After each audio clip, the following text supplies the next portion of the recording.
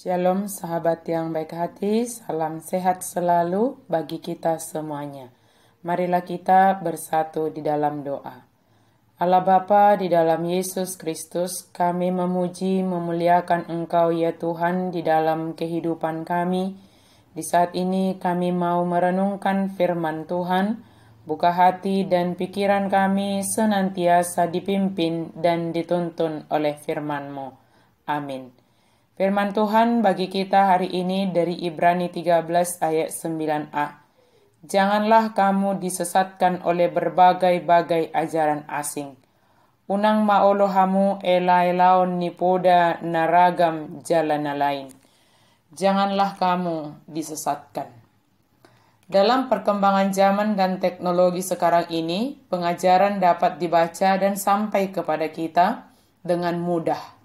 Berbagai macam hal dengan mudahnya kita akses dan bebas berada di dunia maya atau berada di dalam kehidupan kita. Tidak ada yang dapat membatasi kita. Perkembangan dunia informasi ini dapat memudahkan, tetapi dapat juga menjadi tantangan terbesar bagi kita dan anak-anak kita. Kemudahannya adalah segala informasi yang ada di berbagai tempat dalam hitungan detik dapat tersebar dan diketahui masyarakat. Tantangannya adalah kita harus memiliki kebijaksanaan terhadap informasi yang sampai kepada kita. Dibaca, dipahami, dan kalau untuk kebaikan maka dihidupi. Tetapi jika itu tidak membawa kebaikan, seharusnya dihindari.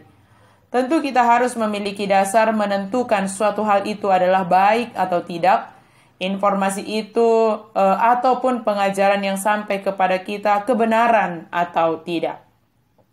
Sama halnya dalam mendengarkan firman Tuhan. Pada masa sekarang ini, kita sungguh sangat diberkati dengan perkembangan teknologi. Setiap hari kita disuguhi dengan renungan-renungan firman Tuhan, sebagaimana renungan ini. Dan di dalam hal itu, kita mendengarkan renungan ini, tentunya kita memiliki dasar, yaitu firman Tuhan. Jika ada ajaran yang sudah tidak sejalan dengan firman Tuhan, maka kita dapat memilih mana yang harus kita hidupi dan lakukan, dan mana yang harus kita hindari dan jauhkan dari kehidupan kita.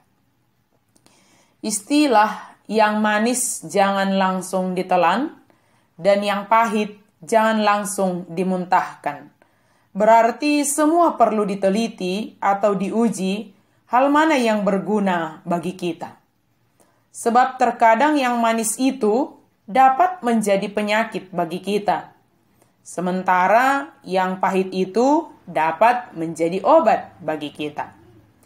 Menentukan pilihan atau menguji sesuatu itu sehingga kita dapat menentukan pilihan kita terhadap pengajaran yang kita terima memiliki dasar yaitu firman Tuhan. Dan firman Tuhan mengatakan, ujilah segala sesuatu. Bahkan untuk ritual-ritual yang kita lakukan hendaknya adalah ritual yang berguna dan tetap dalam kebenaran firman Tuhan. Supaya kita tidak disesatkan oleh dunia ini.